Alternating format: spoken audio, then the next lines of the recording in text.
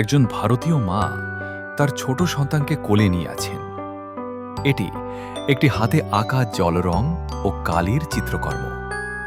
মহিলাটি একটি উজ্জ্বল গোলাপি শাড়ি, সাদা নকশার ব্লাউজ, একটি মুক্তার হার এবং ঐতিহ্যবাহী সোনার ঝুমকা পরছেন। তার কপালে একটি টিপ এবং মুখে স্নিগ্ধ হাসি। তার কোলে থাকা শিশুটির কোকড়া কালো চুল, কপালে টিপ এবং সে একটি গোলাপি চেকের শার্ট ও নীল রঙের প্যান্ট পরে আছে।